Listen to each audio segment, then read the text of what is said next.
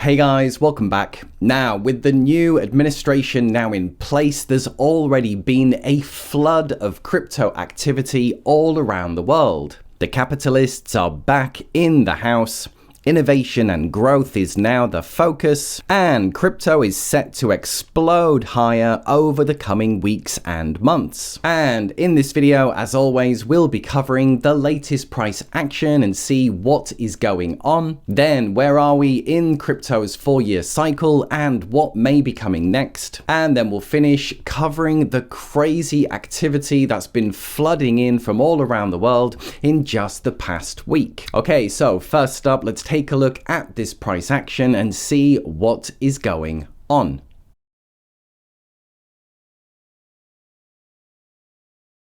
Okay, here we are jumping into the Bitcoin chart on the daily, and what do we see?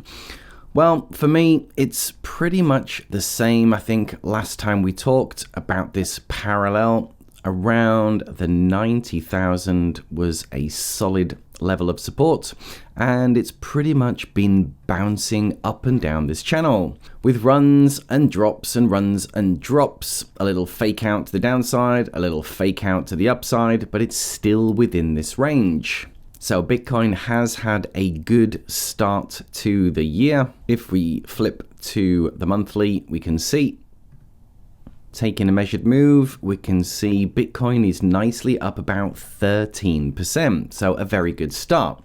Jumping to Ethereum, and unfortunately, Ethereum is still waiting to catch a bid, still barely above break even on the year. Now, we'll discuss the main reason in a moment, but let's just have a chat about Solana. So with all the crazy stuff going on with the meme coins, Solana has now started the year and it's up just over 40%. So not all altcoins are struggling, but when I look across the ones that I hold, Coinbase, Avalanche, Ethereum, the altcoin market in general has yet to catch fire. And I think the main reason is this. So this is the Fed's balance sheet. And as you can see, ever since going to about February, March of 2022, the Fed has been doing QT, quantitative tightening, and reducing their balance sheet. And this has been coming down now for 2022, 2023, 2024, now 2025. So almost 3 years of QT. So this is probably the number one thing that is holding the altcoin market back. Now, the date to watch. Here we are, Friday the 24th, and the next Fed meeting is coming up very, very soon on the 29th. Now, the big thing here is not necessarily what they do with rates. Leaving the rates unchanged is pretty much expected. The big thing for me is, will Jerome Powell announce that QT is finally over? Because that is the remaining switch, the trigger that is gonna fire up the altcoin market. So only a few more days to wait.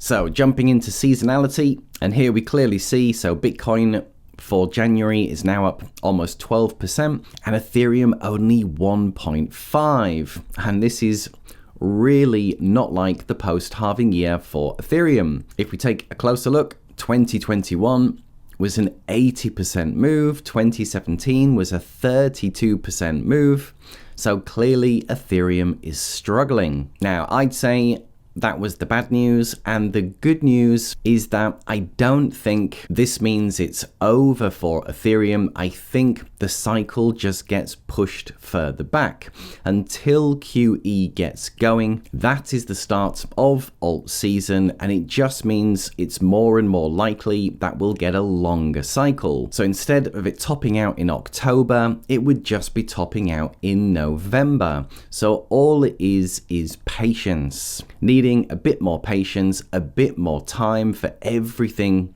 to get kick-started, it doesn't mean that it's never going to happen. That is my humble opinion.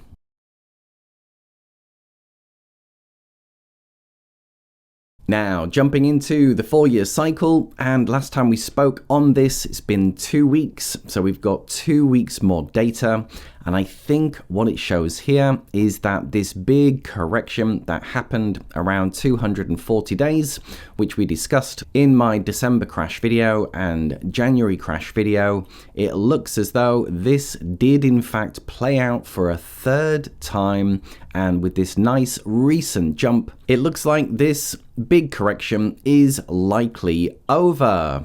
So we're running into this sort of turbulent little piece here. This actually lines up with the Fed meeting next week in about 5 days, pretty much exactly. So this is the time to end QT, and this is what's going to send the market soaring. And this could enable a run of about 2 months of just pure up massive face melting rallies. Now, a couple more patterns that are jumping out to me on this. This one was a clear one. If it happens in both of the previous cycles, it just becomes more likely to happen. So the next thing on the radar for me is this piece here. So as we can see, in the previous cycle, this is a mid-cycle top. This was a left translated cycle, and it peaked pretty much exactly here before going into a big, deep correction. Then 2 cycles ago, strangely enough, a very different route, but it pretty much peaks out at exactly the same point. So this date is very intriguing to me. This is where we could get a local top before a deeper correction. And what exactly is this date? Well, it works out to be this time around March the 23rd. So this one's a very interesting date for me, because if my sell targets, all 3 get hit by that point, and we could be around anywhere from here to here, then this could potentially be the exit for me this cycle. Obviously not saying it is, we're just saying if there is a huge 2-month rally where crypto goes crazy, then this date is something I'm going to have a close eye on. So as far as things coming up, it seems to be the Fed meeting is a very pivotal point, which is something I've closely got my eye on. Will we get a 2-month crazy rally is the next thought in my head. And then this March 23rd, is this going to be a local top? Now, next time we talk on this, we will get another 2 weeks worth of data, so the first couple of questions might be answered.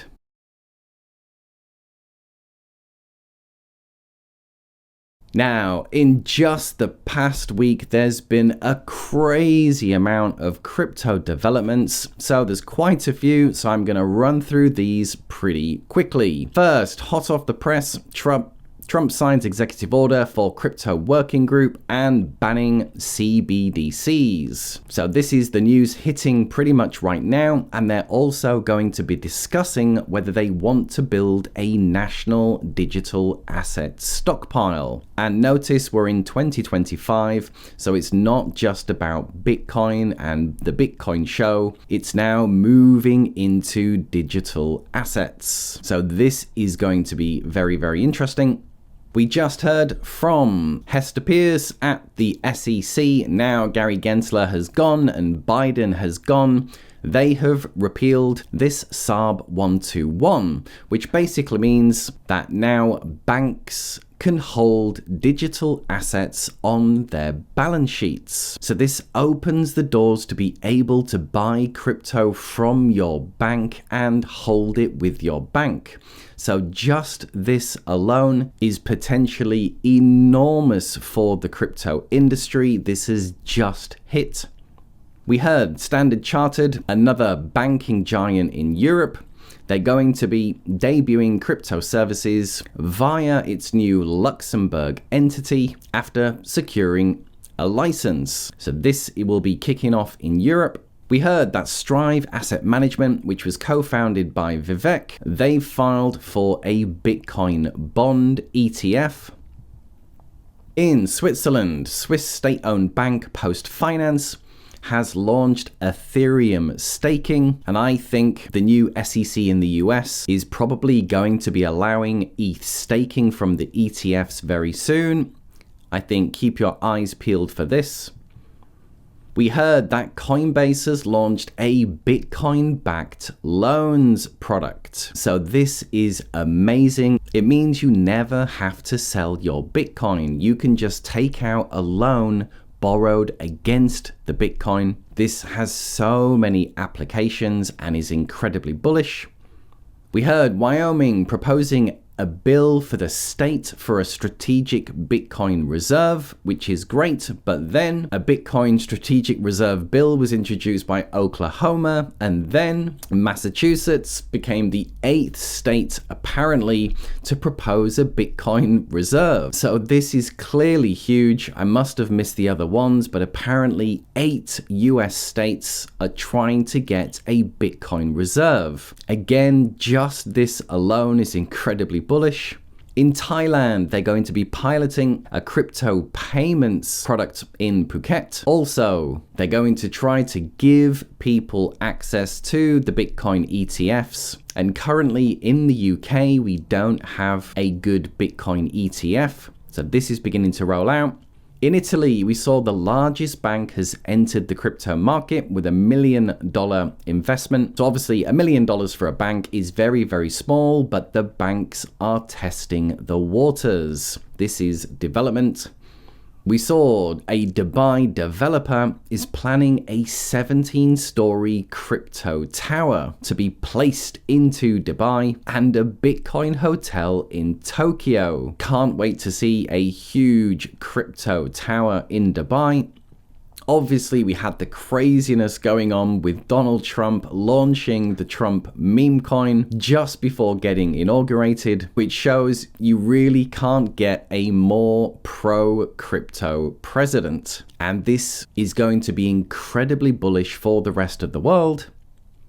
And then finally, a whole slurry of different crypto ETF products have now been slammed to the SEC. And this is literally in a couple of days. It's 5x'd. All kinds of ETFs. And expect this to double, triple, quadruple over the coming weeks. The crypto market is going to explode in 2025. It's just getting started. And all eyes next week for the Fed meeting on Wednesday.